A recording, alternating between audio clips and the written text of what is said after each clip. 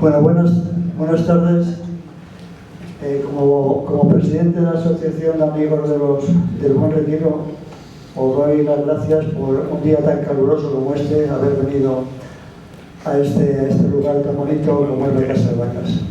Hoy vamos a hablar de todo eso que todo el mundo lo conoce como Alfonso XII, conjunto monumental a la patria española representada por el rey Alfonso XII. Es un conjunto muy bonito, con muchos autores, así como hasta 20, 24 escultores, que se tardó muchos años en hacer y que, bueno, y como casi todo el retiro, le falta vigilancia, la gente no lo respeta.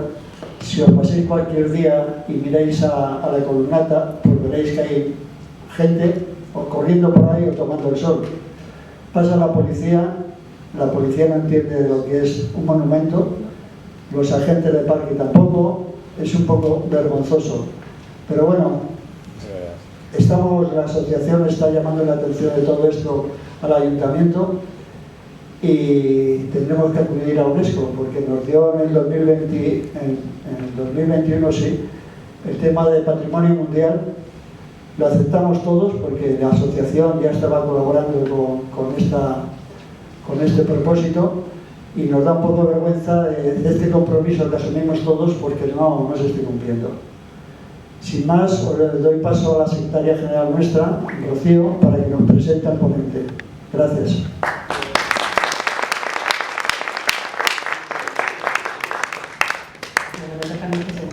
¿Se me escucha? Sí. Vale. Bueno, Alberto es muchas cosas, es arquitecto, está especializado en conservación, restauración y divulgación del patrimonio. Bueno, nos va a hablar del monumento Alfonso XII, que es para nosotros también algo muy desconocido, porque, como ha dicho Javier, han intervenido diferentes autores en este monumento y cada vez que pasamos, pues siempre vemos algún detalle que se nos escapa, ¿no? ¿Qué os puedo contar de Alberto? La primera vez que uno lo escucha siempre dice, ¿por qué no me he traído un bloc de notas y un bolígrafo para apuntar todos los datos que puede dar este hombre en un minuto, ¿no? Alberto tiene la particularidad también de que no solamente es una fuente de conocimiento extensa sobre Madrid y en concreto también sobre el Retiro, sino que tiene la habilidad de poder transmitir y comunicar de una manera excepcional. Para nosotros es un conferenciante pues pata negra realmente. Le queremos muchísimo y nos ha dado ya bastantes conferencias y todas de un altísimo nivel. Y no quiero robarle más tiempo a Alberto, quiero que empiece ya y que nos cuente un poco más sobre este monumento tan maravilloso que tiene el Retiro. Gracias, Alberto.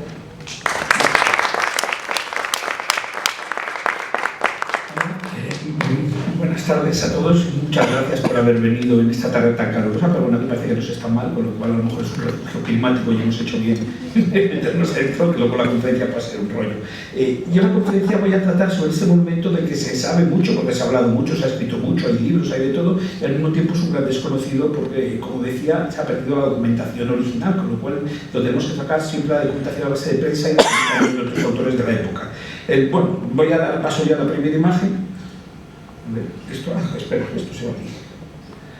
El monumento es de todos conocidos, verdaderamente es una preciosidad, uno de los monumentos quizás más espectacular de Madrid, de todos los monumentos de la ciudad, en un sitio extraordinario y una imagen que se ha transformado en un icono de la capital y sobre todo del Parque del Retiro. Es la imagen más conocida del parque y realmente el monumento merece la pena por muchas razones.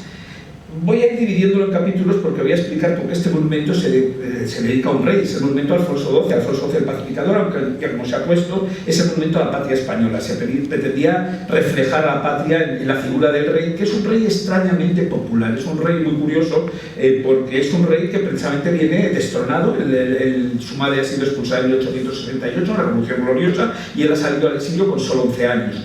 Después del reinado de Amadeo de Saboya, boicoteado por todos los por los monárquicos y boicoteado por todos a un lado y a otro, pues Amadeo de Saboya ha abdicado y entra la Primera República con resultados pues también bastante desastrosos, con sus continuos cambios de presidentes y que termina con las guerras estas de las comunidades, que bueno, que aquello acaba siendo una especie de locura, y entonces al final Cánovas del Castillo, conservador, decide que el único modo de restablecer el orden de España es recuperar la monarquía de los Borbones, que lleva tanto tiempo gobernando, pero no hay una figura de Isabel II, que nadie quiere verla ni en pintura, sino de su hijo Alfonso XII, que además al estar en el exilio se ha educado tanto en Viena como en Inglaterra, y en Inglaterra ha conocido de cerca el funcionamiento de una monarquía constitucional, con lo cual tiene mejor educación que sus antecesores y además una formación, digamos, política más avanzada. El rey entra, esta imagen tiene cierta importancia por lo que luego veremos, entra en Madrid el 14 de enero de 1875 en una entrada triunfal. Aquí vemos un arco de triunfo que se levanta en la calle de Alcalá, y aquí vemos pasando el rey a caballo con las tropas, la gente aclamándole bajo ese arco de triunfo hasta la iglesia de las Calatravas, o sea que reconocemos claramente el sitio. Y bueno, esta imagen tiene cierta importancia porque Benlliure asistió a esta entrada y asistió emocionado, hasta el punto de que luego ya veremos que cuando se presente al concurso va a usar el lema de 14 de enero de 1875. De hecho, se sabe que él hizo una figurita del rey a caballo que regaló, era muy joven Benlliure y era un niño prácticamente, pero bueno, hizo una figurita de autodidacta y se sabe que, aunque la figura no se conserva, que la regaló al rey. Pasando esta imagen es muy curioso porque esto es el rey entrando en 1875, en la entrada triunfal del rey, y esta es la entrada triunfal del rey en 1876. Puede parecer que el rey se pasaba entrando triunfalmente en Madrid, pero tiene su razón. ¿Por qué está entrando como el pacificador? ¿Por qué? Porque ha dado lugar al final de las guerras carlistas. Las guerras carlistas, ha habido 3 guerras carlistas a lo largo del siglo XIX, y por fin Alfonso XII va a dar el final definitivo de las guerras. En parte porque esas guerras carlistas había que llamarlas guerras machistas. Una de las razones por las que él tuvo este éxito es porque era varón. Ya no era Isabel II la que defendía el trono, sino que defendía un hombre. Y muchos de los apoyos que tenía Carlos, siendo un hombre, ya les daba lo mismo que fuese un Borbón o quien fuese. En total, todos descendían de la casa de Borbón. Con lo cual, al final, pues tiene muy rápidamente un triunfo y una serie de triunfos militares, pero también unas desafecciones al partido carlista que le permiten en solo un año dar por terminar las guerras y volver a entrar en Madrid. Y eso le va a dar el nombre del pacificador, que luego va a ser el lema que va a tener el monumento. El monumento va a ser Alfonso XII el pacificador, cuando se cargue el monumento. No el rey Alfonso XII, sino el pacificador. He traído también estas 2 imágenes porque esto es muy curioso para analizar los documentos de época. Vamos a tener que analizar muchas imágenes gráficas porque no hay documentación, ya les digo. Vemos la foto real, está la foto del arco que se levantó, un arco de triunfo provisional efímero delante de nuevo de la iglesia de las Calatravas, y vemos el grabado. El grabado está hecho obviamente copiando esta foto, está hecho sobre la foto, pero luego el dibujante ha añadido las tropas triunfantes al rey. Bueno, que el rey Marín parece que se va en vez de entrar, pero bueno, es un modo de representación que hoy día nos podría parecer fraudulento, pero que en realidad en la época eran ilustradores, ilustraban lo que había sucedido. No quería decir que lo fotografiasen, no existía todavía la fotografía como de representación, y por lo tanto las seteas se recreaban para que la gente tuviese una idea. Y es como en los cuadros de historia, todo el mundo está siempre en la mejor posición y todo queda muy bonito, luego la realidad nunca sale así. El rey se hace muy popular también por otro motivo. No solo ha terminado las guerras carlistas, no solo cumple sus mandatos constitucionales, no solo es un jovencito de solo 18 años cuando entra, que siempre, pues eso, al fin y al cabo tiene, sino que el rey es tuberculoso y sabe que va a morir muy pronto. Entonces, en 1885 el rey se permite hacer cosas como estas: ir a visitar a los afectados por los terremotos de Granada, aunque siga habiendo réplicas, o ir a visitar a los coléricos al hospital de Aranjuez, porque total, él se va a morir ese mismo año. Entonces mira, si me cojo el cólera, ¿qué más me da? Si me estoy muriendo de tuberculosis, por lo mismo da. Imagino que eso también le daría una visión especial de lo que iba a durar su mandato, y hizo que esa popularidad que tenía entre el pueblo, ya, también con sus amores desgraciados, con su prima, la reina Mercedes, que muere también de tuberculosis antes de un año de casada, pues hace que el rey sea muy popular. Y en 1875 pues precisamente muere en el parto. Lo que vuelvo a decir, esto son ilustraciones. Juan Comba hace esta imagen, bueno, pues no estarían todos tan bien puestos. La reina está espléndida, aquí abrazada del brazo, caída, muy dramática, es como una ópera. Pero bueno, era un modo de ilustrar para la gente, y he traído esta imagen que no viene mucho a cuento, pero que me encanta, de cómo trasladan al rey al Escorial. El coche fúnebre, estamos ya en el siglo XIX, no va a caballo hasta el Escorial. El coche fúnebre lo cargan en la estación del Norte. Fíjense el lacayo agarrado al coche fúnebre, con todas las coronas flotando al viento y los crespones en medio de este humo y teniendo que trasladarse así hasta el Escorial. Pero bueno, nos implica también, es una época de progreso tecnológico, y el progreso tecnológico se aplica a todo, incluso aunque a veces pueda parecer tan poco digno como trasladar a un cadáver regido de esta manera.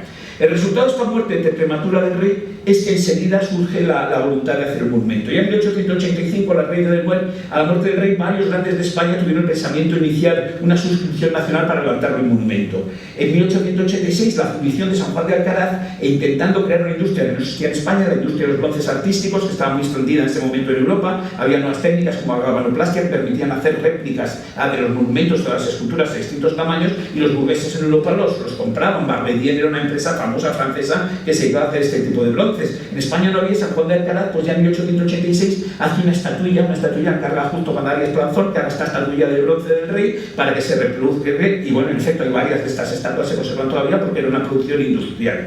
Pero realmente, pues después de todo esto de que van a hacer el monumento, en 1887 ya las Cortes decían que hay que hacer el monumento. Un decreto dice que se da una estatua ecuestre de bronce al malogrado rey, al monarca don Alfonso XII, en el centro de la Plaza de la Armería, donde se considere conveniente la reina. Bueno, pues como de costumbre, no se hace nada. O sea, realmente en 1887 la Gaceta publica esto, y solo en 1894, ya 9 años después de muerto el rey, el Ayuntamiento de Aranjuez, donde él había ido a ver a los coléricos, decide levantarle un monumento. Le encarga esta escultura al escultor Eugenio Duque, y bueno, el monumento, aquí tenemos los modelos. Esto es muy importante, vamos a ver continuamente muchos modelos. Los monumentos de bronce, se hace primero un modelo en pequeño tamaño, luego se replica a varias escalas hasta que llega a la escala definitiva, si el monumento es muy grande, y luego ya se pasa al bronce. Se hace primero un yeso, de ahí se saca un molde, del molde se saca otro contramolde, y luego se reviste de arcilla, se funde y se sustituye la arcilla, se reviste de cera, la cera se sustituye por bronce, y es el monumento que queda. Este monumento se va a levantar en Aranjuez. Y bueno, aquí lo tenemos el día de la inauguración, el monumento aquí en la Plaza de Aranjuez. Aquí vemos cómo están todavía poniéndole el trapito para que luego lo puedan quitar al inaugurarlo, y aquí está en pleno Plaza de Aranjuez. Y el monumento todavía se conserva. Esto es otra imagen esto. Pues, fíjense ustedes que esto no es un kiosco de música, es un kiosco provisional con la corona real para las autoridades en el momento de la inauguración. Y aquí lo tenemos todavía. Este monumento se conserva en Aranjuez. Pero, por fin, en 1901, es decir, ya han pasado 16 años de la muerte del rey, ese decreto de 1887, o sea, que ya han pasado 14 años desde el decreto, deciden llevarlo a la realidad. ¿Por qué? Porque al año siguiente, en 1902, va a entrar en el reinado de Alfonso XIII. Alfonso XIII ha sido hijo póstumo. La reina estaba gobernando como regente, la reina estaba embarazada en el momento de la muerte del rey. No sabía siquiera si iba a ser niño o niña. Al ser niño, bueno, pues era una gran ventaja porque hacía que ya no pudiese volver las guerras carlistas o las guerras machistas, como he dicho antes. Pero en cualquier caso, se decide en ese momento ponerlo en marcha, y se decide levantar ese monumento en la Plaza de la Armería. De hecho, la reina va a aportar una gran cantidad de dinero, y encargan directamente el proyecto a Benlliure. Y Benlliure hace este proyecto precioso, recordando esa entrada del rey en 1875 a la que él asistió, solo que llevándola a la de 1876, donde pone soldados de ambos bandos, gente de los pueblos de España, campesinos, ciudadanos de todo tipo, celebrando, acompañando al monarca en su entrada triunfal. El monarca de 19 años está entrando a caballo. Luego, por supuesto, tiene las típicas figuras de la historia, la gloria, la patria, una serie de bajos relieves alegóricos y unos leones y tal. El monumento, pues, es una pieza magnífica, la prensa lo alaba, todo el mundo lo alaba, excepto los demás escultores, que arman un escándalo tremendo. De repente dicen que por qué se le encarga directamente a Benlliure y por qué no se ha hecho un concurso para levantar el monumento. Entonces surge la idea de hacer un concurso, y al final la presión es tanta, la Academia de San Fernando, los escultores, pues todos tiran para eso, que se decide hacer un concurso y anular el encargo directo a Benlliure. La reina se desentiende ya del monumento, ya no va a estar, no sabe quién va a hacerlo ni dónde lo van a hacer, y bueno, la reina se desentiende, la reina regente, pero el monumento pues sigue el concurso, y se hace un concurso en el que se publican las condiciones que establecen que pueden presentarse escultores y arquitectos, y que el lugar del monumento va a ser el que ellos decidan. O sea, no está un sitio previsto para el monumento exactamente. Se van a presentar 19 proyectos. Por supuesto, uno es el de Benlliure. Querol, que era el escultor que quizá más había clamado contra lo de que no se hiciese un concurso, va a presentarse hasta 4 proyectos. Se van a presentar también varios arquitectos, varios escultores, y la verdad es que el concurso, pues desde el principio se podría decir casi que es un concurso amañado. Amañado, ¿por qué? Bueno, primero porque todo el mundo conoce el proyecto de Benlliure, con lo cual, aunque van con un lema, Benlliure presenta con el lema 14 de enero de 1875, esa fecha en la que le había asistido la primera entrada del rey, pues resulta que, claro, todo el mundo ha visto el monumento de Benlliure, se ha salido publicado en prensa, por lo tanto todo el mundo sabe cuál es el monumento de Benlliure. La prensa lo vuelve a alabar muchísimo porque, claro, la realización es espléndida. Aquí tenemos incluso la efigie que habría tenido el rey. Esta es una efigie que se conserva en el Museo de Benlliure, de la entrada está Alfonso XII joven. Tenemos otros que se ha podido identificar, por ejemplo el proyecto Aniceto Marinas y Jerónimo Suñol, presentado con el título España. Les he puesto dos imágenes porque en torno a este monumento siempre hay cosas muy raras. Fíjense que esto parece la misma maqueta exactamente, bueno, es que es la misma maqueta, pero aquí ya no está esta pieza, ha desaparecido esta cadena con estos pilonos y sobre todo el pedestal es más alto. Aquí la bandera llega por encima del borde del pedestal y aquí se queda por debajo. Ese cambio, ¿cuál es el primero? ¿Cuál es el segundo? La verdad es que no sé ni para qué hicieron ese cambio, pero son cosas muy raras. El caso es que no todos los autores se han identificado. Tenemos autores como este, un tal Iglesia, señor Iglesia. Era el arquitecto de la Iglesia Santos el que presentó este proyecto más bien cutrecillo, con 4 farolitas en la esquina. Pues no se sabe, solo sabemos que esto se presentó con el lema Concha, porque eso sí está identificado por la descripción. Y este otro sabemos que se presentó con el lema La paz es el mayor bien del que puede gozar una nación, pero tampoco tenemos ni idea de quién es el autor de este monumento. Estas son fotos publicadas en la prensa de los distintos proyectos que no se llegan a publicar ni mucho menos los 19. Algunos dicen que eran espantosos. Hay otros que podemos suponer que forman parte de este concurso, porque esto que es una foto de Laurent, que trabajaba en Madrid, que dice Alonso, que no sé quién sería ese Alonso, dice Proyecto de Arco de Triunfo en honor de la paz, y había un lema que era el Arco de la Paz, pues quizás fuese este el proyecto para ese monumento. Realmente este había perdido un poco el sentido de la escala, porque si está la gente que pasaba por el monumento, no sé dónde lo iba a meter en Madrid, tendría que haber una ampliación de la ciudad para construir este monumento tan gigantesco. Pero bueno, realmente tenemos una confusión al respecto, y el que sí se conoce muy bien son los de Querol. Querol presentan al menos 4 proyectos, los 16A, B, C y D.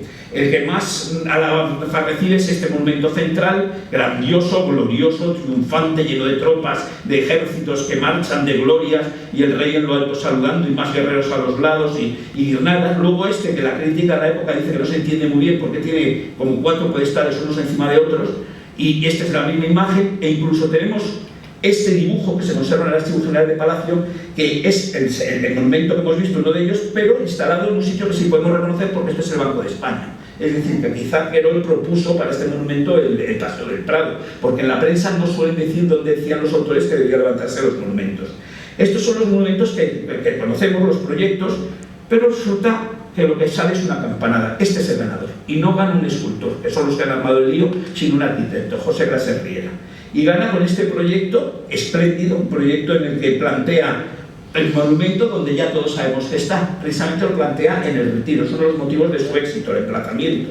Y plantea que donde estaba el embarcadero, en aquella época el embarcadero construido en tiempos de Fernando VII, de parte de los jardines reservados, pues se levante el monumento. Es obvio que cuando hace el concurso esto lo tiene muy claro, está muy bien dibujado porque es exactamente todo cómo se construye el pedestal.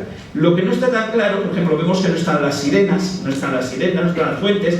Esta columnata no sabemos si tiene una sola fila de columnas o 2. Es obvio que esto no está muy acabado, que no le dio tiempo a terminarlo, y de hecho tenemos el dibujo de presentación reproducido en prensa, y claro, corresponde solo al pedestal central. Es un pedestal absolutamente, vamos, este proyecto está totalmente acabado, definido las esculturas, y que apenas tiene variantes con lo construido. Es muy curioso hasta qué punto respetó Grases lo que había trabajado este proyecto, la ilusión que debió hacer, y cómo tenía tan definido esto que no hay cambios con el proyecto definitivo construido. ¿Qué ocurre? Pues que se arma la de Dios. O sea, de repente toda la prensa dice que cómo es posible que un arquitecto, algunos dicen, pero ¿cómo se ha podido presentar un arquitecto? Y dicen, las bases permitían un arquitecto. Una de las razones por las que le dan también el premio es que piensan precisamente, como hay tantos escultores riñendo, pues precisamente él no es escultor. Todos estos grupos escultóricos se pueden encargar a distintos escultores, con lo cual van a tener trabajo todos. De hecho, la idea es encargar la estatua del rey a caballo a Benlliure y encargar los principales grupos a Bley, a Querol y a los demás participantes, a Aniceto Marinas y a todos los que han participado en el concurso.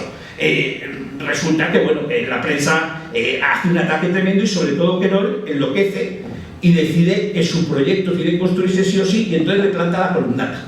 De repente Querol dice, pues nada, lo que hago es cojo el proyecto de este señor, le planto la columnata alrededor, completo mi proyecto, coge la pieza y de hecho hace esta maqueta en la que construye para que encajen sus pedestales, y va colocando sus distintos pedestales dentro del de la columnata. Aquí vemos otro de los proyectos, pues llevado aquí dentro de la columnata, cuando quiero admitir que ya incluso él había tenido la ventaja de haber conocido el primer proyecto de Bellure y por lo tanto había hecho este rey entrando joven en Madrid, o sea que hasta cierto punto ya había cogido la idea de Bellure, pero ahora coge la idea de Gracia Riera e intenta replicarla.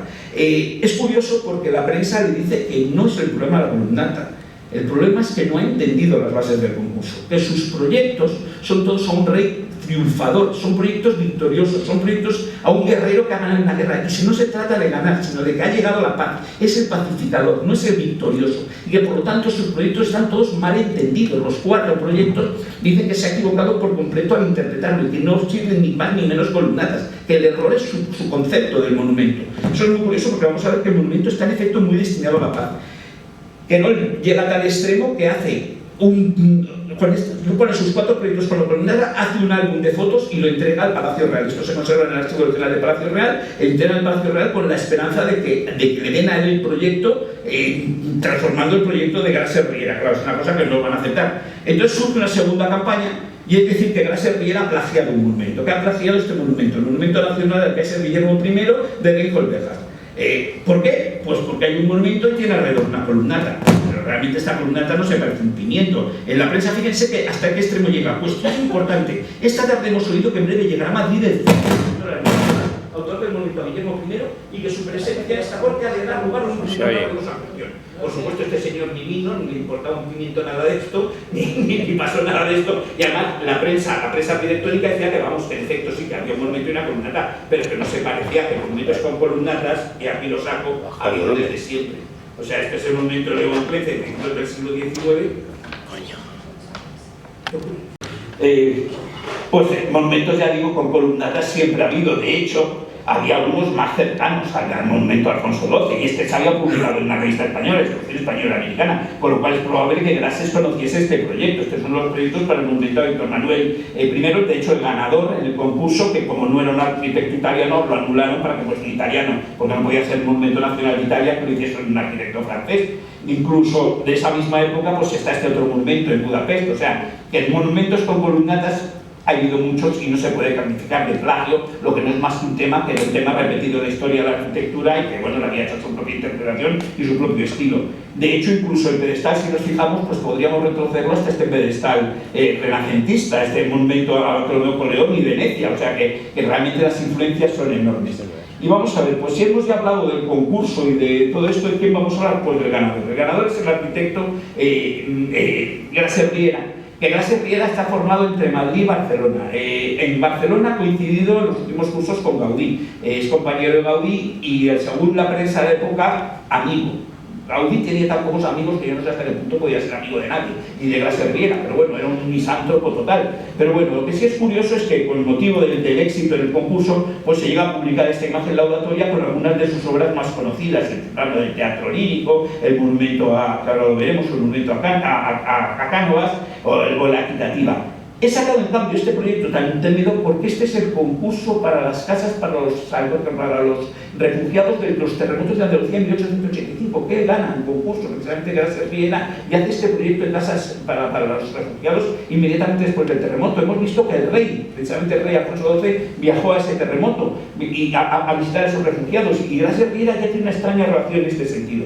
Por otro lado, vamos a ver que también es un arquitecto muy avanzado técnicamente porque él ha construido este edificio, la equitativa, para una compañía norteamericana, para The Table. Entonces, esta compañía le ha puesto unos estándares absolutamente europeos y tecnológicos, hasta el punto que, por ejemplo, el edificio tiene incluso una central eléctrica en el sótano que suministra luz a esos cientos de bombillitas que todavía las vemos ahora, se encienden, que todo esto está lleno de bombillitas porque el edificio era una central eléctrica para el centro de Madrid. Es un edificio muy avanzado en todos los aspectos constructivos, con lo cual que Gracia es un arquitecto que tiene obras de este tipo muy avanzadas, como también es muy avanzado este proyecto para los Jardines del Buen Retiro. Esto es un teatro, él hace un proyecto en 1894 para los Jardines del Buen Retiro, donde ahora se levanta el Palacio de Comunicaciones y ahora es el Ayuntamiento. Pues él levanta este proyecto de teatro-circo que se llega a construir, o este kiosco de música, que aquí lo vemos con variantes, muchos años después, ya en 1905, cuando se va a demoler, pero que se llegan a construir estos elementos en los Jardines del Buen Retiro. Ese mismo año, 1901, por cierto, se ha inaugurado este monumento, el monumento a Cánovas del Castillo. Tenemos aquí un boceto de cómo iba a ser el primer proyecto, probablemente mucho más humilde. Esta es la escultura de Joaquín Bilbao, que va a ser uno de los escultores que va a participar luego en el monumento a Alfonso XII. Y este es el momento de inauguración. Y fíjense que se inaugura el 8 de enero de 1901, es decir, que es el mismo año del concurso y el mismo año en que gana Clase Riera, con lo cual tenía una fama bien ganada de arquitecto capaz de hacer monumentos colosales. El monumento realmente a mí siempre me ha parecido rarísimo, pero bueno, no es muy normal, pero es que tampoco es muy normal esta otra obra. Esta obra es el Palacio Longoria, muy conocido. O sea, ya vemos que no es solo el autor del monumento Alfonso XII, sino que ya están conocidas como el edificio que os enseñaba la equitativa o este Palacio Longoria, que son edificios muy singulares dentro de Madrid. Este es de estilo modernista. Aquí está Óscar da Rocha, dio el otro día una conferencia impresionante sobre este edificio, y lo único que quiere decir interesante es que Manuel, el hermano del banquero Longoria, que encarga de Javier Gonzalo Longoria, que encarga el palacio, estaba en la junta que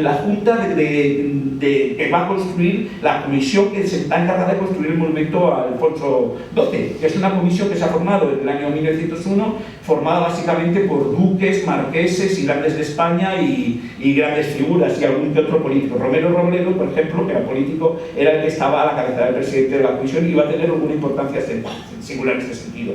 Con esto ya vemos que la figura de Grasse Riera no era un advenedizo ni era un arquitecto de segundo orden que hubiese ganado por azar el concurso. Lo que sí hemos visto es que el emplazamiento era un lugar importante. Claro, Grasse lo que dice es que se puede levantar el monumento sin cortar un solo árbol del Parque del Retiro, porque el espacio ya está construido. En efecto, este es el embarcadero, pero como vemos el embarcadero tenía un gran hemiciclo de arbolado, que es justo donde iba a colocar el monumento, de modo que va a tener el espacio suficiente sin tener que talar ningún tipo de arbolado. Aquí lo vemos en la maqueta de 1830, ese espacio que queda detrás de este embarcadero, que es un embarcadero que ha hecho construir a González Velázquez, al arquitecto Isidro Velázquez, que como firma él, pero González Velázquez en principio para distinguirlo de otros Velázquez. En 1818-1820 lo ha construido para Fernando VII. Es un embarcadero, esta es la fachada que daba hacia el jardín, y esta es la fachada muy curiosa que daba hacia el lago. Vemos estas enormes puertas porque aquí es donde se guardaban los barcos, y por eso son también arcos apuntados. El neogótico es un estilo que comienza a apuntarse, a aparecer de moda, pero que también le permite realmente meter árboles con más barcos, con mástiles, de modo que puedan entrar. Hay una bandillita, fíjense en esta bandillita con una puerta, porque este es el lugar donde embarca el rey. Tiene aquí un espacio, una especie de balconcito cubierto, y luego abro esto, y esto tiene una puertecita para embarcarse. En el interior hay un salón hexagonal, es una cosa bastante curiosa. O sea, esta es la puerta de entrada de los jardines y esta es la embarcadera que vemos en el lago. Y tenemos incluso alguna imagen del edificio construido en la época, con el rey navegando a la vista de todo el mundo, toda la corte asistiendo. Hay que recordar que esto eran los reservados, los jardines a los que solo podía entrar la familia real, mientras que estos espacios que estaban abiertos al público, con lo cual el rey podía hacer una exhibición sin salir de sus jardines. Se llegaba a sus jardines reservados, montaba en el barco, paseaba por el barco, volvía a sus jardines reservados, y sin mezclarse con la plebe podía aplaudirle, algo que sin duda a Fernando VII le encantaba. Tenemos curiosamente algunas fotos de últimas, hacia 1900, fíjense, justo antes de derribarlo. Esta es la fachada que daba hacia el jardín del embarcadero, esta es la fachada que daba hacia el lago, tenemos fotos, e incluso sabemos que en aquella época ya funcionaba como un restaurante. Pensemos que desde 1868 el Parque del Retiro, el parque público, y aquí, si se fijan ustedes en esa barandilla que les he dicho, esta es la barandillita para bajar por donde bajaba, estas son las columnas de los laterales, o sea que este es el sitio por donde embarcaba Fernando VII, y que ahora ya era un restaurante. En 1900 era un restaurante, pues que para estos pabellones que habían quedado Fernando VII, pues se había dado el uso que se había podido dar. Y entonces ya entramos en el proyecto, y aquí comienzan los problemas. Este plano, es el plano que siempre se publica en monumentos, del año 1977. Es decir, Grasse muere en 1919, con lo cual obviamente no es suyo. No conservamos ni un solo plan original, ni siquiera esa presentación del concurso. Lo que han visto ustedes son reproducciones de las revistas de la época. No tenemos los planos de este proyecto. El proyecto debió generar una montaña de documentación. Fueron 20 años de obras y debió generar muchísima documentación. Pues todo se ha perdido de modo misterioso. Yo espero que en algún archivo del Estado, en alguna parte, haya alguna carpeta, o bueno, una carpeta debería haber un camión de carpetas, pero vamos, que debería haber mucha documentación sobre este monumento. Con lo cual los alzados que tenemos, que se reproducen normalmente en libros y revistas, son modernos. Esto es un alzado hecho en el año 77, y esta es la planta también hecha en el año 77. Y van a ver también una cosa muy extraña del monumento. Fíjense qué cosa tan rara pasa si unimos las columnas. Esperaríamos que esto es un semicírculo, pero no. no van a un punto, se van cruzando todas ellas, van formando una especie de parábola. El monumento en planta ya vemos que, claro, tiene una serie de ajustes especiales. Estas curvas terminan siempre en recto para que estos pasos sean rectos, pero la disposición esa, ¿y esto por qué hace algo tan complicado de construir? En vez de trazar simplemente un semicírculo mucho más fácil de construir, esto que obligaba a cambiar el radio en cada pieza, debió ser complejísima la traza en el terreno y la traza de la construcción de esto. Pues la razón es esta. Este es el monumento vamos, esto lo conocen todos ustedes, está en la Plaza del Vaticano, son las columnatas de Berlín y el Vaticano. Las columnatas de Berlín y el Vaticano están formadas por 4 filas de columnas, o sea, hay un paso central para coches y 2 pasos peatonales arrolados entre columnas. Es un paso cubierto para llegar hacia la iglesia. ¿Qué ocurre cuando nos ponemos en el centro de estas columnas que sí son semicirculares? Pues se produce este fenómeno. No vemos que sean 4 columnas, se transforma en una pantalla totalmente transparente. Desde el punto central, esto es lo que vemos. Solo una columna que tapa las 3 columnas traseras.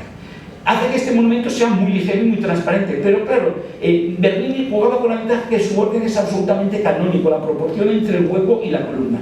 En el monumento de Alfonso XI no lo es. El monumento de Alfonso XI las columnas son demasiado delgadas y están demasiado separadas para permitir esta imagen. Y por eso lo que hace Gras de Riera es que jamás puede taparte la columna delante de las de detrás. Te pongas donde te pongas, siempre descubres que la columnata es doble. No hay manera de creer por un momento que se trate de una sola fila de columnas. No hay sitio para ello, porque no hay un centro donde te puedas poner. Esta es la imagen del monumento y vemos como las columnas nunca podremos encontrar ese punto donde solo veamos la columna delantera y que nos tape la trasera. Una segunda cosa que plantea, muy interesante, Gras de Riera, es que, entre que cuando ya se está construyendo, ya se está hablando de destruir los jardines de Buen Retiro porque ya tienen problemas, él plantea que el monumento se va a construir aquí, ven la columna, el semicírculo de árboles, que los bordes del parque, del estanque, que antes eran rectos, se han ido naturalizando, y entonces plantea que como se ha perdido el embarcadero, porque este era el sitio del embarcadero donde estaba ese café-restaurante, pues que hay que construir un nuevo embarcadero donde está el actual. Y él plantea construir aquel embarcadero y enfrente, delante de la fuente egipcia, un café-restaurante. Un edificio muy lujoso, vemos las dársenas donde van a entrar los barcos para que puedan montarte en ellos y el muelle donde van a entrar las barquitas normales. O sea, hay 2 tipos de barcos aquí entrando y tal. Bueno, es un edificio que habría estado muy bien de construirse. Y delante de la fuente egipcia va a plantear que la fuente egipcia, que realmente ahora tampoco se ve desde el estanque apenas, va a plantear un restaurante magnífico, un restaurante que va a ser un restaurante que ya lo hemos visto en la imagen previa, está dentro del agua. O sea, realmente va a tener 3 terrazas directamente asomándose sobre el agua. Estas terrazas cubiertas, desde estas terrazas estaría la gente tomando cosas, hay incluso unas escaleras para poder embarcar y desembarcar en el restaurante, y desde estas terrazas, fíjense que luego la parte de arriba también plantea terrazas cubiertas por todos. Todo esto serviría pues para tener vistas sobre el lago y para poder estar tomando té y las cosas. Bueno, están los planos con el salón del café, la cocina, todos los elementos que tendría que tener. Y fíjense qué curioso, cuánto se parece a un restaurante que ya había diseñado y había construido en los jardines de Buen Retiro. Realmente está reciclando una idea suya, pero aquí llevándola a un carácter mucho más perfecto, porque puede hacer la simetría, porque tiene el solar y tiene la ventaja del lago, mientras que aquí tuvo que hacerlo pues adaptándose a la posición del solar en una esquina, con lo cual sí hizo esta terraza delantera, pero todo le quedó asimétrico. Aprovechó esa simetría para hacer un edificio pintoresco. En vez de ese edificio clasicista que habíamos visto que planteaba para el Retiro, él en los jardines de Buen Retiro planteó este edificio pintoresco, que había realmente un edificio muy bonito. No se hace nada de esto, el Ayuntamiento rechaza todos los proyectos, dice que como se mete la Comisión de Obras del Estado a decirle esto, que parte del Ayuntamiento, y el Ayuntamiento no tiene ninguna ganas de hacer ni restaurantes ni cosas de estas, pero sí es verdad que hay que hacer un embarcadero y se construye este embarcadero. Un embarcadero que no sabemos a quién atribuir, no hay documentación, no se sabe quién puede ser el arquitecto, quizá puede ser el propio Grases que le encargase el embarcadero, quizá no. En cualquier caso, este embarcadero no lo hemos conocido todos, ninguno, porque en 1920 esto es lo que quedó del embarcadero. Sufrió un incendio y se quemó por completo, y solo quedan ya unas maderitas calcinadas. La destrucción fue total y eso es lo que implica a construir el embarcadero actual. Después de todo este proyecto, que ya os digo mal conocido porque tenemos poca documentación, en 1902 se coloca la primera piedra. Esta es la invitación para asistir a la colocación de la primera piedra. Ya vemos que hay una maqueta, luego vamos a ver este tema de la maqueta. Dice el 18 de mayo, pero al parecer la inauguración, según la prensa, fue el 19 de mayo. Se retrasó un día porque el 18 de mayo era la jura del rey Alfonso XIII en las Cortes y realmente le habían hecho tantos actos que era imposible. Cuando se hace el concurso en 1901, el primer proyecto, cuando se encarga la Benlliure, la idea era ver si podía inaugurar el rey el propio monumento. El día de la fundación, fíjense, en este momento solo se va a plantear que puede ponerse la primera piedra, no se va a hacer nada en el monumento. Se construye esta instalación, esta grada, esta es una grada para los asistentes al acto, la primera piedra, estas vallas que van a proteger las obras, y esto, que en realidad es una corona real, aunque nos parezca un tío vivo. La verdad es que es muy mono. Realmente yo lo encuentro un poco regio, me hace caja bombones, pero bueno. Y aquí tenemos al rey colocando la primera piedra. Alfonso XIII está aquí y aquí hay un paleta que está aquí echando el cementillo para que este hombre baje esa primera piedra, la del comienzo del monumento. Y entonces hay un tema que es muy interesante y nos va a dar mucha organización, pero que también ha creado mucha confusión, y es la maqueta. Ese mismo día, el 16 de mayo, o sea, 2 días antes de la supuesta inauguración, 3 días antes de la primera piedra, presenta la maqueta del monumento. Y de hecho se presenta en un pabellón que está en el mismo sitio donde va a colocar el rey la primera piedra para que lo puedan ver. Y presenta esta maqueta de cómo va a ser el monumento. Y esta maqueta nos va a dar muchísima información sobre los cambios que vais sufriendo. Este es un dibujo de texto del propio Grases, esta foto dedicada al pintor Alejo Vera, y entonces vemos pues, una serie de elementos en el monumento. Vemos, por ejemplo, que él pretende que las sirenas, que en tantos años las hemos conocido sin agua y ahora echan un chorrito más o menos miserable, él pretendía que echasen grandes chorros. Las sirenas eran fuentes que debían echar gran cantidad de agua al estanque, igual que los laterales estos debían tener. Iba a tener farolas, pero en este momento son farolas absolutamente normales. Los leones, como pueden ver, están sentaditos, como gatos. No están en 4 patas como los tenemos en la actualidad, sino que están como gatos. Hay aquí unas figuras de las famas y, como pueden ver, no está cubierto tampoco por una balaustrada como en la actualidad, sino que la cubierta es una cubierta muy curiosa, escalonada, por unos nervios que sujetan jarrones en el centro. El rey va al paso todavía con el primer proyecto de Benlliure, incluso el rey joven paseando todavía. Los grupos escultóricos, excepto este, no parecen demasiado definidos. Otros leones parecen que están por aquí echados. Y aquí además hay una especie de jardineras que deberían rodear el exterior del monumento. O sea que esta maqueta todavía es una maqueta de trabajo. Esta es una maqueta que va a sufrir sucesivos cambios. De hecho, fíjense, esta foto que parece exactamente la misma, sin embargo ahora las farolas tienen globo.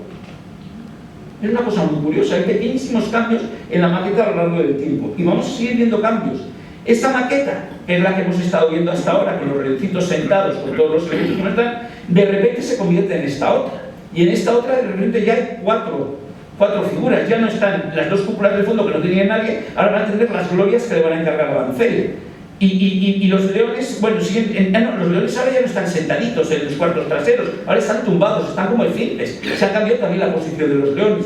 Van surgiendo pequeños cambios cada vez que vemos la maqueta, que además se exponía en una sala en la que se había pintado un cielo detrás y se habían pintado los árboles, de modo que es una imagen más realista de cómo va a ser todo el monumento. Aquí tenemos una foto bastante buena, vemos al nivel de detalle. Esta es la maqueta ya casi definitiva. En esto ya los grupos escultóricos, luego lo veremos, son los grupos escultóricos tal como se han encargado. Vemos que ya es el rey, como lo plantea como lo plantea Benlliure, el rey en la posición actual. En las anteriores, el rey todavía no tenía el brazo bajado aquí ya estaba fijo, no estaba en la postura definitiva. O sea, vemos que la estatua del rey se ha sustituido por una estatua que ya es la que ha hecho Benlliure y la que va a hacer Benlliure. Vemos las famas que también son las que va a hacer, que no se van a llegar a construir, pero que son las que va a hacer Benlliure. Vemos de repente que los leones se han puesto de pie, como en el monumento actual. Los leones han cambiado de postura también. Y vemos que las farolas se han transformado ya no en farolas normales, sino en farolas escultóricas, que les van a encargar a llaneces. Esa maqueta tan perfecta es la que ha generado el caos que hay siempre de que este monumento perdió muchos elementos.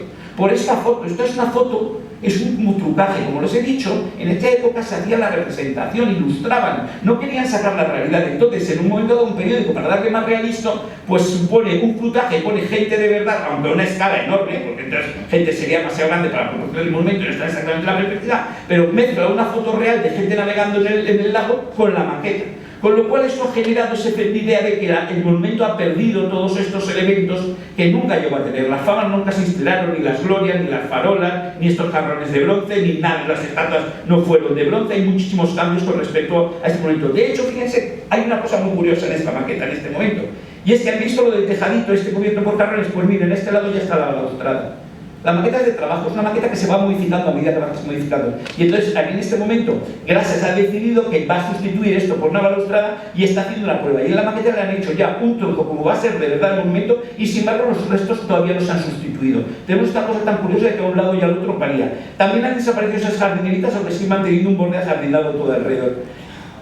Esta es la maqueta que nos da mucha documentación sobre cómo ha ido evolucionando el proyecto, aunque no tengamos proyectos. Y otro que nos va a dar mucha documentación es las esculturas. En 1906 hace construir un pabellón Grases Riera en el que van a exponer las estatuas que ya están haciendo los escultores. Algunas ya son las definitivas de bronce. Nos dice que, por ejemplo, las sirenas ya están hechas en bronce, que la estatua de la ciencia también está hecha en bronce. Otras, como la del rey, es a un tercio, la estatua que va a hacer Benlliure, pero esta es a un tercio del tamaño definitivo. Benlliure lo ha hecho un tamaño más pequeño y luego van a irlo ampliando hasta alcanzar el tamaño total. Aquí vemos la estatua de la paz que está preparando Blay, vemos otros de los grupos escultóricos, e incluso los detalles arquitectónicos del monumento que no estaban definidos aparecen por todos lados. Por lo visto, él en este momento habla de que van a trabajar unos 42 escultores en el monumento, porque aquí deben dar trabajo a todos básicamente, pero porque todavía hay muchas más piezas de las que ahora tienen. En efecto, al no tener las farolas, haber perdido muchos de los elementos, incluso los bajorrelieves. Pensemos que el monumento tiene 3 bajorrelieves y debería haber tenido 15, o sea, nos faltan 12 bajorrelieves, pues quedan muchas cosas sin hacer. Y los escultores pues van a ser, vamos a ver, aquí tenemos la estatua puesta de Alfonso XII por Mariano Benlliure, valenciano, que se publica en la época. Benlliure está muy disgustado. La verdad es que hay que decir que él ha admitido el encargo, pero y le han encargado la gran estatua, pero él dice que a esa altura lo que puede hacer él, dice, lo único que importa es el caballo, porque al rey no le va a reconocer ni su padre. Una estatua tan alta, pues ya mirar lo que importa el rey. Entonces él, eso sí, ha pedido al Palacio Real que le dejen entrar en las cuadras, que le saquen los mejores ejemplares de caballos y decide hacer el caballo más bello que pueda hacer posible. Entonces él, precisamente lo que trabaja mucho es el caballo, más que la figura del rey, que la considera que a esa altura no tiene. Dice, la estampa que va a generar es ver el caballo, la silueta del caballo sí va a tener importancia, porque esto solo se va a ver de lejos, no se puede ver de cerca porque el pedestal es altísimo. Va a hacer esta serie de la época. Este es el modelo suyo, el modelo ese que les digo, un tercio de tamaño, que se va a publicar. Pues ya ven que tenemos todo tipo de fotos y todo tipo de posturas, incluso los cuartos traseros. Va a ser muy alabado, por supuesto, todas las esculturas de Benlliure son muy alabadas porque todas merecen ser alabadas. Tenemos algunas fotos pintorescas. Aquí tenemos a Benlliure tomándose con un obrero en su taller, están comiendo el almuerzo. Este es Benlliure, de espaldas, y ahí vemos al fondo la estatua del rey. Y aquí incluso lo vemos en la fundición de Marriera, en Barcelona. Están fundiendo el Grupo de la Paz, estas figuras forman parte del Grupo de la Paz, y este es el caballo gigantesco que vemos detrás, está aquí siendo fundido en las fundiciones de Barcelona, donde se va a hacer este trabajo. Aquí tenemos una foto, nunca he estado seguro de si puede ser un fotomontaje o no, donde Benlliure está al pie del caballo. Se supone que es una visita, realmente es una foto curiosa, pero por efecto tenían el andamio gigante y podían haberlo tomado desde ahí. Y aquí lo que tenemos pues es la realidad. En efecto, en esta estatua lo que importa es el caballo, porque el rey es muy difícil verlo. Lo más importante es el caballo, que es lo que vemos en ese punto de altura. Tras esta estatua de Benlliure, el segundo grupo de mayor importancia se lo van a encargar a Blay. Blay era en ese momento un escultor muy apreciado, se consideraba incluso superior a Benlliure algunos, porque decía que, claro, al vivir en París estaba al tanto de las últimas tendencias. Era un escultor que se acercaba más al modernismo y que estaba ya abandonando el naturalismo de finales del siglo XIX característico de Benlliure. Ese escultor le van a encargar que haga la paz, pero la paz la ha decidido muy claramente Grases Riera. Esto es una pieza clave del monumento. O sea, Grases Riera tiene muy claro lo que quiere representar, que es todo lo contrario de lo que quiso representar Querol. Él ha hecho ya este dibujo, el dibujo de presentación, donde vemos a una monja curando a los heridos y vemos a un soldado carlista con la chapela y a un soldado alfonsino abrazándose. Termina una guerra, nadie ha vencido, no son vencedores, son dos hermanos perdonándose, mientras la paz está por encima de ellos. De hecho, está tan preocupado por esto que viaja varias veces a París a ver lo que está haciendo Blay y hacer correcciones a la escultura, porque quiere que la escultura de Blay refleje exactamente lo que él ha querido. Blay sustituye a la figura de la monja con una madre con un hijo, no sabemos de cuál de los dos cuál sería el padre. La paz está bendiciendo a los dos soldados que se abrazan. Vuelvo a sacarles de estas dos imágenes porque fíjense, esto en la época se publica como boceto, como si fuese un dibujo de Blay, cuando en realidad es un dibujo hecho a partir de esta foto. Obviamente la foto, para poder reproducirlo más fácilmente, alguien ha hecho un burlinaco por encima. Y Blay va también a hacer esculpir unas imágenes fascinantes de la fundición de Marriera. Aquí vemos una cosa que es muy difícil darse cuenta del tamaño del monumento es el tamaño gigantesco que tienen todas las estatuas. Este es el grupo definitivo del bronce. Imagínense que todo esto se fundía en Barcelona y se enviaba por tren a Madrid. Y luego había que descargarlo desde el tren y llevarlo al monumento y subirlo al monumento. El trabajo era fino, está en la fundición también. Aquí vemos el caballo de la cabeza del caballo de Jure, o sea que están fundiendo las dos figuras simultáneamente, y aquí está el escultor y tal trabajando en las figuras que van a estar. Y en efecto, esta es la paz, esta es la figura de la paz, bendiciendo a los soldados que se abrazan. Esto es un tema que tiene mucho interés. En efecto, nos presenta al rey como el pacificador, pero nos dice cómo hay que celebrar el final de una guerra civil. Cuando se levanta un arco de la victoria para celebrar la guerra civil, estás celebrando que has matado a tu hermano. Cuando haces esto, estás diciendo que no, que todos somos iguales y que debemos estar ligados a la paz. Esto a mí me parece sorprendente que no se valore más en este momento el carácter simbólico tan extraordinario que tiene esto, pero no lo valoro porque nadie nos fijamos, ninguno nos fijamos en estas estatuas ni en lo que significan, simplemente parecen ya elementos decorativos del monumento y son, una parte de piezas escultóricas muy valiosas como escultura, son unas piezas espléndidas de concepción. Mucho más confusa, por ejemplo, es esta otra pieza que no se llegó a instalar, la Patria de Cipriano Olgueras. El monumento a la patria carece de la estatua de la patria. Eso es muy español. La verdad es que yo eso me parece que en realidad es muy patriótico, ¿no? Hacer las cosas así, hacerlas mal, eso es muy de España. Con lo cual, yo creo que falta la paz hasta la patria hasta cierto punto es patriótico.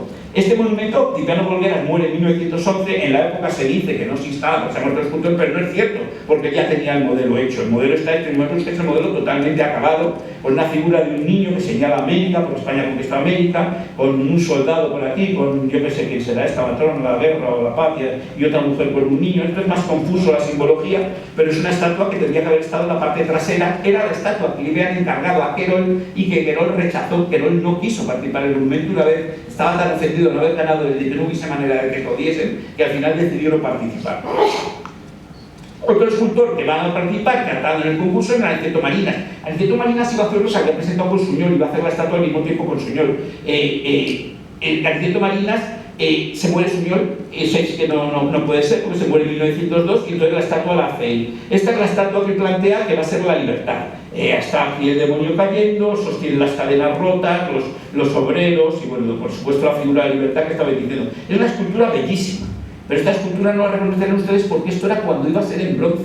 El proyecto es que todas las esculturas eran en bronce, como hemos visto en la maqueta, los leones, las estatuas, todo iba a ser en bronce. Y resulta que como no había presupuesto al final del monumento, de hecho se gasta mucho menos de lo presupuestado en las esculturas, porque nunca las costaciones que se hacen para ganar fondos nunca funcionan. Esta es la estatua definitiva, cambia por completo el concepto. ¿Y por qué cambia el concepto? Fíjense cómo es la estatua anterior y cómo es esta. Porque claro, en bronce tú te puedes permitir estirar un brazo y hacerte una serpiente. Si haces esto en piedra, en 4 años se te ha caído el brazo y se ha roto la serpiente. Es demasiado frágil la piedra. La piedra no permite hacer estos vuelos. En la piedra no puedes tener una extendida, no puedes tener una antorcha al final de un brazo. El bronce permite porque el bronce es muy resistente y permite estas extensiones. ¿Qué ocurre? Se ve obligado a que la figura de atrás pliegue las alas, a que las figuras estén todas agarradas, a que los brazos se vayan enganchando, a que el demonio este tenga un retortijón, a que todo cambia, porque lo tiene que cambiar todo. Es muy curioso esta figura porque yo no sé por qué, a mí me parece que es Dante, no sé qué pinta Dante aquí, pero bueno, está ahí. Y cambia por completo el concepto escultórico. De hecho, esa es la que se realiza. Vemos que esta sí es la réplica exacta de esta última escultura hecha yo creo que estas estatuas son de mármol. Las dos del monumento son bastante buenas. La piedra ha resistido muy bien el paso del tiempo, porque el monumento que es mucho de la Ermita Novena y no está resistiendo demasiado bien. La Ermita Novena en Madrid da bastante mal resultado. A Miguel Ángel Trilles se le encarga el progreso. El progreso, esto es muy extraño. Esto debe ser el boceto que está precisamente trabajando en esa estatua, está con una réplica pequeñita de está trabajando en la estatua del progreso, y sin embargo esto es lo que se publica en prensa. Probablemente es que era un grupo en el que pensaban poner más figuras por delante. También vemos que hay una figura en bronce y también pasa lo mismo, las alas extendidas muy delicadas, la antorcha sostenida en lo alto, la postura, todo permitía el bronce y por supuesto no va a poder ser así. El monumento va a poder tener que estar todo mucho más sujeto, mucho más enganchado con este Pegaso detrás. Todas las figuras tienen que formar mucho más un bloque para poder ser resistente.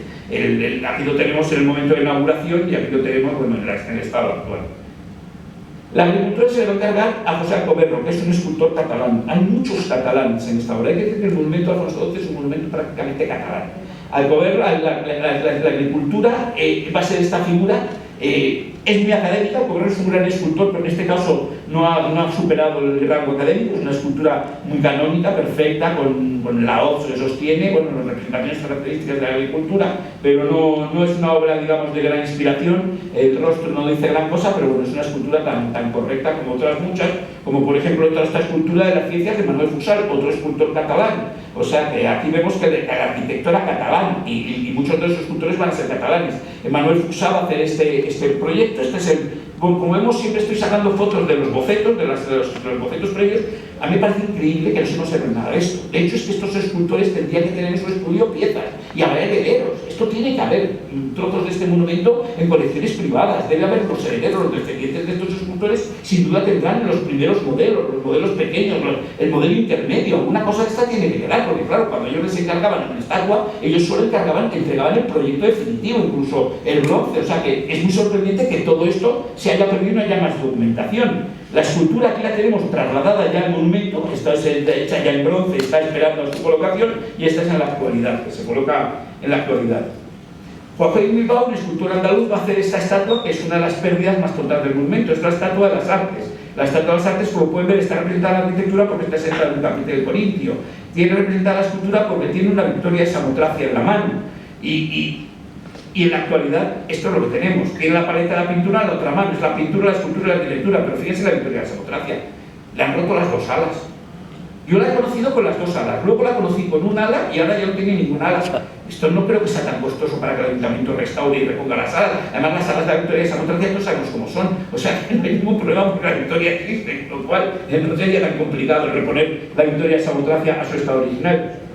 La Marina se le encarga a Mateo Inurria, un escultor cordobés que hace una pieza absolutamente extraordinaria, tan moderna en su momento, que están a punto de rechazársela. Cuando el tío llega en 1905 y les entrega este boceto de lo que va a hacer, se quedan todos sorprendidos. Es una escultura sintética de lo que va a ser la escultura de los años 20. Está anticipándose muchísimo.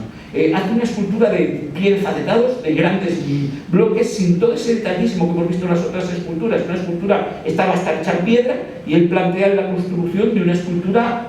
Realmente es que son una de las piezas mejores del monumento escultórico. Fíjense cómo son estos rostros esculpidos como base de planos lisos, que de hecho, por ejemplo, esto lo tiene el Ayuntamiento de Córdoba y vemos que es un boceto de la cabeza de la Marina. O sea que hay piezas de estas que alguna, bueno, por lo menos alguna del grito queda.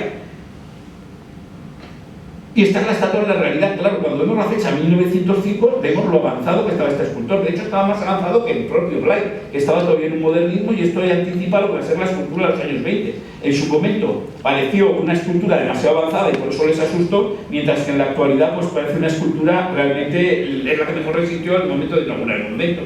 Fíjense la diferencia con esta estatua mucho más trabajada, mucho más tradicional, de Josep Montserrat, otro escultor catalán que está trabajando en el monumento. Este es de nuevo el boceto y esto es la figura. Y el boceto nos dice una cosa muy curiosa. Miren lo que iba a haber aquí, y no lo hay. Hay decoración escultórica que no se llegó a hacer. Quizás estaba pensado en bronce, quizás eran añadidos de bronce que pretendían, quizás son cambios como estas guirnaldas que pongan los carteles. No sabemos, pero realmente estas piezas nos permiten estudiar cambios pequeños que se han producido en el monumento. Las sirenas en 1905 ya estaban todas. Y curiosamente son todas catalanas. Antonio Parera de Barcelona, Antonio Colipí también de Barcelona. Todos son escultores catalanes. Luego voy a explicar por qué hay tanto escultor catalán, que tiene su sentido. Esta es una foto antigua de las dos sirenas que acabamos de ver.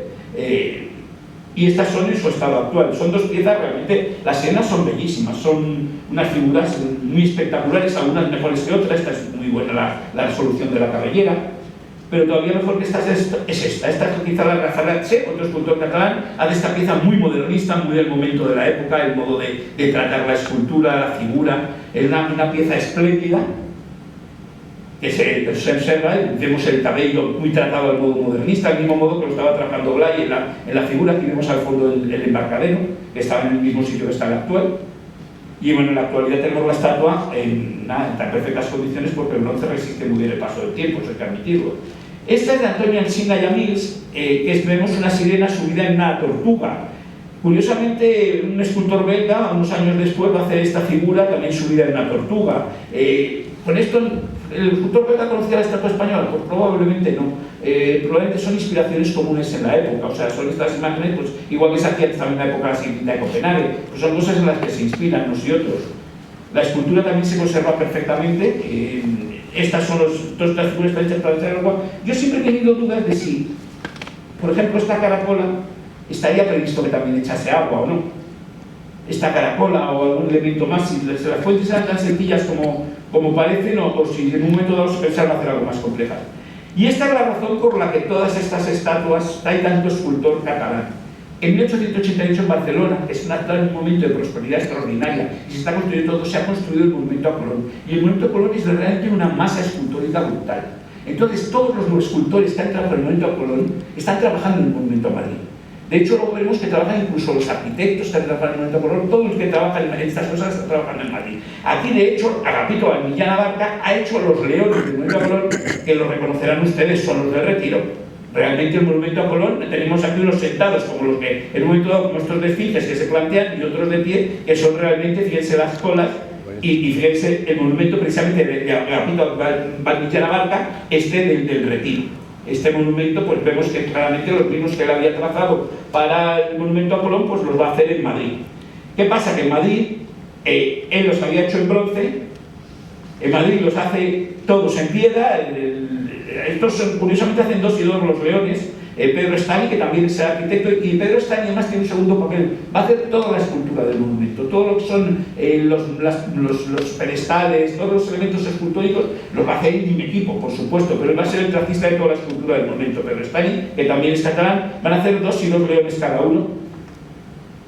Y aquí tenemos los leones con niños, y de nuevo Eusebi Arnau, catalán, este es Ostense, José Capelli, catalán, Antoni Bofill, catalán. O sea, estamos de nuevo con que prácticamente toda la escultura de este monumento está hecha por escultores catalanes. Y aquí lo que vemos, viendo uno de los de Arnau, es que los leones no iban a tener la hojarasca que tienen debajo. ¿Por qué? Porque estaban previstos en bronce. Cuando tú haces bronce no necesitas poner, igual que el caballo necesita tener hojarasca bajo la barriga, los leones no. Eso sí, esto no se puede hacer en piedra, porque este león en piedra, con el peso enorme de esta masa, estas piezas quiebran. Habría quebrado las patas y se habría roto. Por eso los leones se modifican. También Francisco Javier Escudero tenemos estas fotos muy bonitas de los leones que no se parecen exactamente a los construidos, pero que tenemos estos diseños suyos para los leones con los niños que aquí ya parece que estos ya tienen una cierta aceptación de que van a estar ya trabajando en la piedra. Y las famas se van a encargar a Ricardo Belver. Ricardo Belver ya había hecho una fama famosa. Estaba encima del monumento, esto es el cementerio de San Isidro, y este es el panteón de Goya, Menéndez Valdés y una serie de Moratín y tal, que estaban todos enterrados juntos antes de que a Goya lo trasladasen a San Antonio de la Florida, y esta es la estatua de la fama que había hecho Ricardo Belver. Como es lógico, después de esa fama que había tenido mucho éxito, pues le encargan las famas. Estas son las famas que él plantea para el monumento. Sabemos que se llegan a hacer los modelos, es decir, que estas famas también estuvieron a punto de fundirse, pero no se llegaron a fundir. Estos sí que tenían que ser a fuerza de bronce, imagínense en piedra, esto rompería por aquí seguro, esto tenía que ser piedras en bronce. Y volvemos de nuevo a los plagios. Esta es una fama en 1897 por un escultor alemán, Robert Hess. Bueno, pues se parece muchísimo a Madrid, pero es que claro, una fama es una señora que vuela y toca una trompeta, pues es que parece tan natural, casi la postura, que lógicamente no puede ser de otra manera. De hecho, se parece muchísimo también a las glorias que había previsto Joan Mancel. Estas son las glorias, fíjense, estaban ya perfectamente delineadas en la última maqueta. La maqueta de trabajo que tiene un nivel de precisión enorme. Me habría gustado a mí ver esa maqueta porque debía ser muy grande. Para toda esta escultura también refinada, tenía que ser muy grande. Y estas son las farolas, fíjense, estas farolas son niños que iba a hacer José Llaneces, que José Llaneces, bueno, Mancel también era catalán, y José Llaneces, bueno, Belver es madrileño curiosamente a pesar del apellido, pero José Llaneces se suicida en 1919. No creo que se suicidó de carrera porque no se pusiesen las farolas, pero es que en 1919 muere Grases y va a cambiar mucho la concepción del monumento. Por supuesto, Pedro Estany, que les he dicho que había hecho 2 de los leones, pues fíjense lo que va a hacer. Va a hacer toda esta escultura, va a ser de Pedro Estany. Toda la labra del monumento pues la se va a encargar de ir haciendo. Todo esto está traído porque este es el escudo de Madrid, el escudo histórico con el dragón y el oso, el escudo que ya no se ve nunca, el dragón nos lo han robado. Y aquí tenemos distintas figuras en las que todo el entablamento del monumento va a estar con figuras de niños haciendo labores alegóricas de la industria. Aquí están produciendo el vino, aquí están cosechando, aquí están trabajando con la forja. Todas estas figuras que van a ser los escudos de las provincias españolas con los niños trabajando. Toda esta es una escultura que va a dirigir Pedro Estany. Luego ya vamos a ver cómo se hace in situ. Y vamos a avanzar, que hemos visto toda la estructura que va a llevar el monumento, hemos visto incluso el estado en el que está en la actualidad, y vamos a ver la construcción. En 1902 se convoca la primera subasta de las obras. Y la obra, en la dirección de obra, cae en un arquitecto de Tortosa, Francisco Escudebos, otro catalán. El andamio central es de obra del arquitecto catalán Juan Torres Guardiola, otro catalán que va a hacer esto porque es el que ha hecho el de Colón en su día, mucho más grande. Lo que pasa es que en Madrid, aunque es más bajo, solo tiene 40 metros, eso sí, fíjense qué altura tiene el andamio para levantar. El monumento tiene 30 metros, la parte central es enormemente alto. Y fíjense, 30 metros es una altura, un edificio de 10 plantas. No nos damos cuenta cuando vamos en un momento la altura que tiene. Esto tenía 40, esto es como un edificio de 13 plantas lo que tenían aquí construido. Fíjense cómo la gente, para poder construirlo, que es un concepto muy moderno, porque lo que tiene es una grúa puente que les va a permitir ir subiendo los bloques y ir montando con mucha más facilidad que con los andamios de madera tradicionales de esa época. De hecho, en la época dicen que una de las elegancias que tiene es que en este no hay arrastramientos, no hay cruces de San Andrés, que sí las usó en 1888, todos estos cables para firmar el de Barcelona. Ha refinado la técnica y lo ha hecho esto. A esta pieza que ha hecho el Torras le añade, y Grasser Riera esta otra solución tan ingeniosa. Grasser Riera hace construir una grúa, que diseña él mismo, una grúa puente que va sobre ruedas, sobre unos raíles que rodean las dos columnatas. De modo que las puede ir desplazando, y esta columna es desde donde van colocando las columnas y van colocando todas las piezas.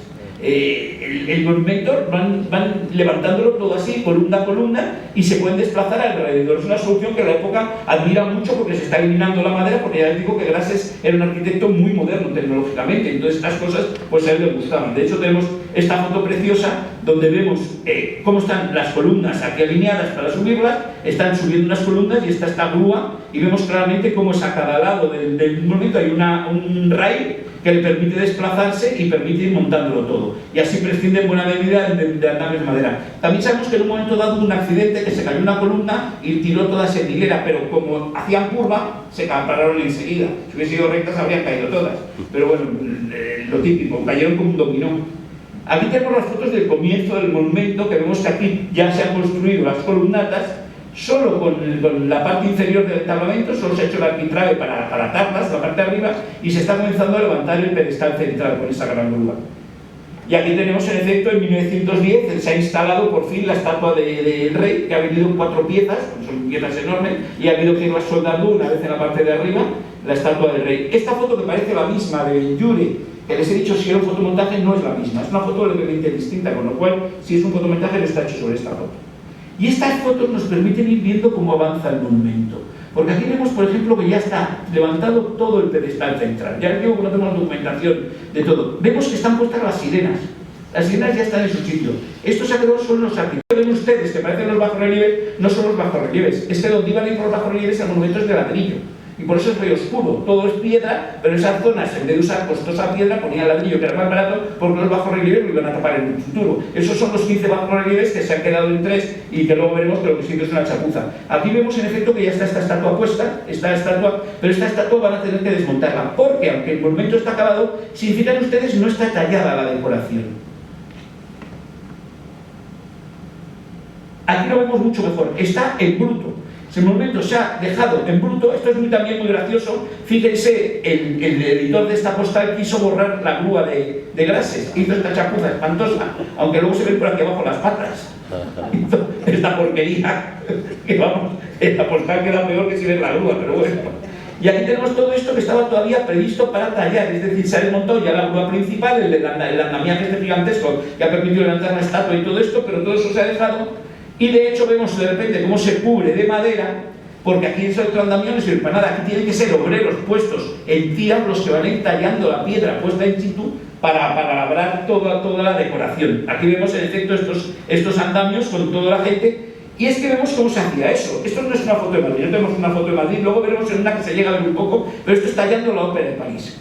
Ponían las piezas sin tallar, lo vemos aquí en estas piezas, esto va a ser una estatua sin tallar y luego se tallaba in situ. ¿Qué motivo tiene hacer esto? Pues bueno, hay 2 razones. Una, la colocación de la piedra, la talla va a ser mucho más perfecta. O sea, si tú haces una línea recta y la has tallado previamente y luego tienes que poner las dos piedras y que te encajen, a lo mejor el más mínimo error hace que no quede recto. Cuando ya tienes todas las piezas en su sitio, tú tallas la línea recta y te va a quedar perfecto. La talla va a ser mejor. Pero sobre todo hacer que los accidentes en obra sean mucho menores. Si tú subes esta piedra tallada y sufre cualquier golpe, hay que sustituir la piedra entera. Al haberla subido en bloque, aunque sufra un golpe, aunque salte una astilla, no pasa nada, está en bruto. Puedes tallarla después porque tienes mucho más volumen del que necesitas. Estas dos soluciones son las que se van a hacer en el monumento. Y viendo estas fotos, lo curioso de este monumento es como hay tanta imagen gráfica, tanta foto, pues vamos descubriendo cosas muy extrañas. O sea, de repente aquí vemos el monumento, más o menos parece que vemos que esta foto es posterior, ya está tallado, vemos que ya está la decoración tallada, ya han quitado ese andamio, porque ya han puesto la decoración tallada, o sea que las fotos nos permiten ordenarlas de modo cronológico, y vean esto tan curioso, uno de los leones hecho en bronce. Los leones llegaron a plantearse en bronce y se llegó a hacer por lo menos uno de ellos. Y también ven estas cositas. Son las farolas, los sitios previstos para las farolas. Un tubo con un remate que no sé si es que tenía luz provisional o si era interna para asegurarse de que por ahí estaban cableados, sujetos, lo que fuese, que necesitasen después las farolas. En esta época ya es de suponer que iban a ser farolas eléctricas. Esta otra foto preciosa nos permite ver cómo está construyendo un momento. Vemos aquí la grúa y vemos que ya están sobre ese arbitral y ya está levantando el entablamento. Y fíjense la cantidad de tipos que hay aquí trabajando, que están tallando la piedra. Han tenido que bajar, de hecho, la estatua, que hemos visto que antes estaba puesta, la estatua de la ciencia, la han tenido que bajar para dejar espacio libre para poder tallar la decoración escultórica detrás y luego la van a tener que volver a subir. O sea que estas fotos nos permiten ir viendo el momento en el que vamos viendo cómo va avanzando el monumento. Aquí tenemos otra foto justo de ese momento. Fíjense, solo está levantado ese trozo. Esta foto está tomada prácticamente al mismo tiempo que la anterior. Han avanzado un poco más para allá, pero todavía están levantando este lateral y podemos ver estas fotos cómo va haciendo. Y vemos también esos capirotitos que son los puestos. ¿Ves? Estos son las farolas, los sitios donde están registradas las farolas. Aquí en esta otra foto vemos la talla y vemos que parece la primera maqueta que ya está interrumpida. Pues aquí ya vemos que han terminado todo el entablamento y han comenzado a hacer ya también la balaustrada. Está todo eso. Y ya han vuelto a subir la estatua de la ciencia. Es decir, vemos el orden. Y esto ya aquí vemos muy claramente que son huecos. No son bajorrelieves, sino son los huecos para poner los bajorrelieves futuros. Están los pedestales vacíos y ya todo el monumento central está tallado. Y aquí nos pasa una cosa extrañísima.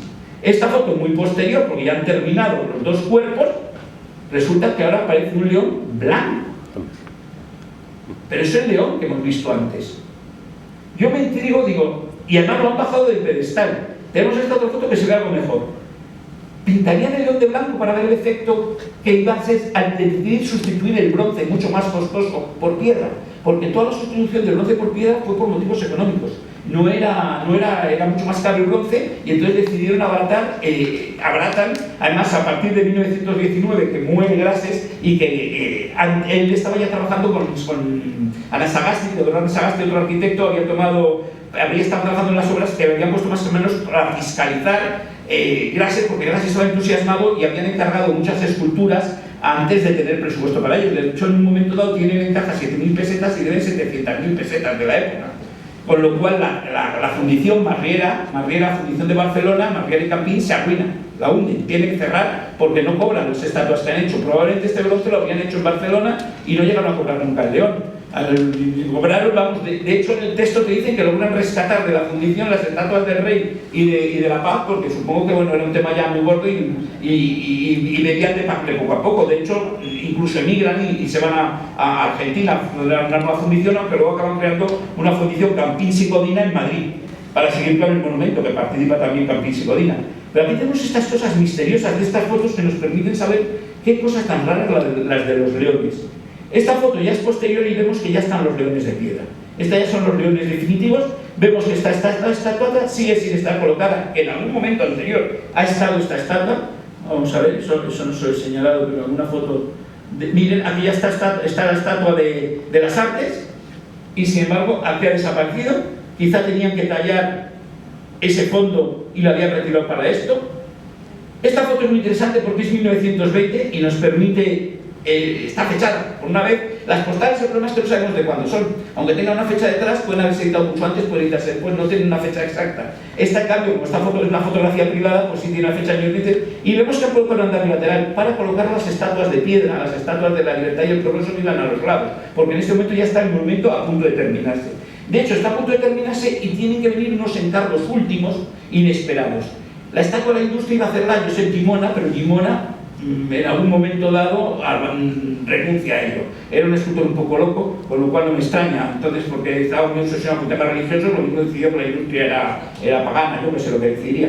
El caso es que le encargan a Clarà que haga la estatua. Es la estatua más moderna, pero lógicamente es la más moderna porque es una estatua de 1920, que no es una estatua como las otras de 1905.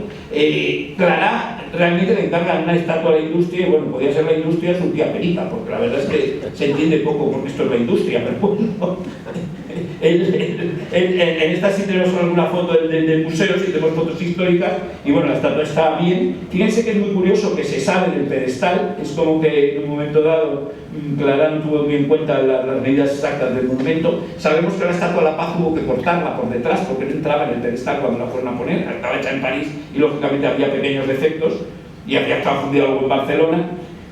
Y de encargan, por ejemplo, a Pedro Carbonell, otro escultor catalán, le encargan 3 bajorrelieves. Los 15 bajorrelieves decían que tampoco tenía tanta historia este rey, que iban a ser 15 escenas de su vida, y decían que con 3 escenas va que chuta. Entonces pues le ponen esta, la visita a Barcelona de Alfonso XII, que le encargan a Pedro Carbonell. Esta otra que se encargan a Lorenzo Guyá Valera, que es... Curiosamente es un escultor con un estilo mucho más tradicional. La visita de Alfonso XII a Andalucía después de los terremotos, pero es un bajorrelieve realmente muy bonito. Era muy especialista en bajorrelieves, hacía incluso bajorrelieves para portadas de revistas. Y esta última de La Paz que le encargan a Miguel Blay, que ha hecho la estatua superior y que va a ser la que está en el centro. En esta tenemos esta foto curiosa del boceto, del modelo, también en escayola. Vemos como Blay ha abandonado el modernismo, está intentando hacer una escultura más sintética, más de acuerdo con la época de los años 20, y no se le da muy bien, le queda más rígida que sintética. La verdad es que los escultores, cuando intentan adaptarse a veces a estilos que no son propios, pues les pasan estas cosas. Aquí tenemos la estatua ya en su posición actual. Y aquí tenemos por fin la inauguración del monumento en 1922. Ahí está el rey Alfonso XIII, está la reina viuda, la viuda de Alfonso XII, María Cristina de Habsburgo, y vemos precisamente ese bajorrelieve de La Paz en la parte de atrás. El 3 de junio de 1922, después de 20 años de obras, termina el monumento. Gracias, en el 19 estaba ya desesperado. Decía que en Europa se hacían estos monumentos sin ningún problema, que los hacía el Estado, que aquí era increíble, que todo dependía de que diesen dinero los nobles o diesen dinero los... Por ejemplo, la Estatua de la Patria le iban a pagar los bancos, y claro, por eso no se hizo, porque los bancos no sueltan un duro. Nos quedamos sin patria porque los bancos son eso, unos vendepatrias, aquí ya no tenían ningún interés en sufragarlo. Entonces, claro, este monumento le tuvo un poco desesperado al pobre Gracias. Teodoro Sagasti decide terminarlo por las bravas, sin ni famas, ni bronces, ni nada. Esto se abarata, se acaba en cualquier 4 días, porque no hay presupuesto y no vamos a seguir esto eternamente hasta que se termine. Por eso no se acaban los interiores, no se instalan muchas cosas. Y de hecho, cuando se inaugura, esto es una revista de inauguración, dicen que es un monumento del siglo XIX. Dicen que claro, ha pasado tanto tiempo que el monumento se considera pues un interesante conjunto de escultura de finales del XIX y principios del siglo XX. Ya no es la escultura del año 22. En el año 22 ya está llegando la modernidad y este monumento pues se ve como un resto del pasado que se ha quedado descolocado. Pero aún así todavía le falta una cosa. Y es que, claro, está el hueco de la Estatua de la Patria. Y el hueco de la Estatua de la Patria es muy cantarín, tiene incluso una ventanita. O sea que aquí tenía que estar la Estatua de la Patria y ha quedado esto. Entonces, lo vemos muy claramente cuando vemos las fotos laterales. Fíjense cómo está el pedestal de la Patria. Es que está, claro, es claramente un pedestal donde tenía que haber habido un grupo escultórico tan importante como estos. Y no hay nada en su lugar. Y de repente vemos que aparece una cosita, unas volutas con algo en el centro, y lo resuelven poniendo una guilita. Dicen, bueno, pues así tapamos la ventana. Y ya, pues más o menos, pues hemos salido del paso. Yo confío, por ejemplo, esto es unas piezas, una réplica pequeña del Jure, de la propia estatua del rey. Yo confío en que haya más réplicas, que algunos de estos escultores tengan los modelos, que alguna vez podamos recuperar algunos de estos elementos para poder ver esta escultura, que además las ventajas de estas cosas, que por ejemplo esta visión insólita del rey, hoy día solo la tenemos gracias a los drones, pero si tuviésemos réplicas o los modelos podríamos ver las estatuas desde todos los puntos de vista.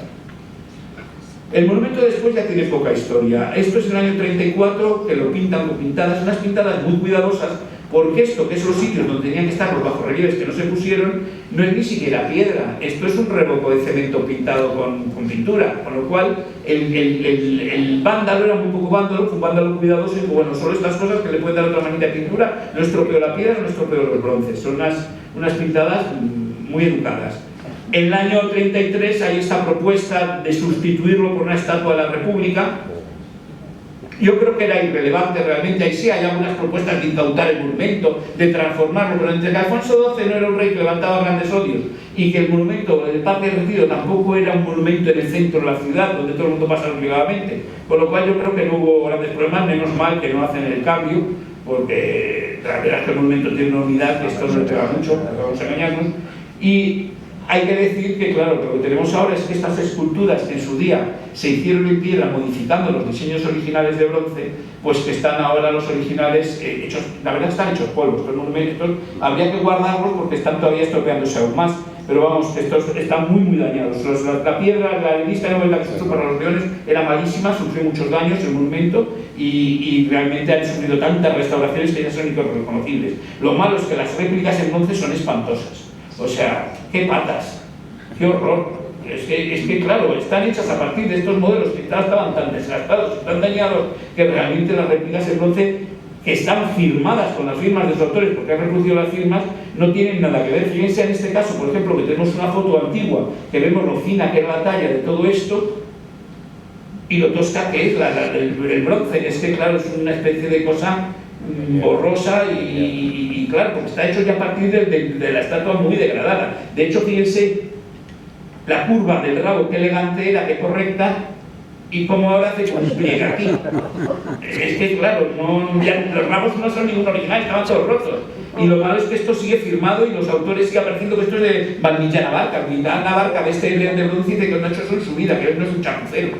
Realmente este es el problema. Las estatuas tenían que estar previstas para bronce y no se hicieron como era previsto, pero claro, sustituir la piedra por el bronce, los escultores ya hemos visto que siempre lo planteaban de modo muy distinto. Por lo tanto, este es el gran error del monumento y con esto he terminado.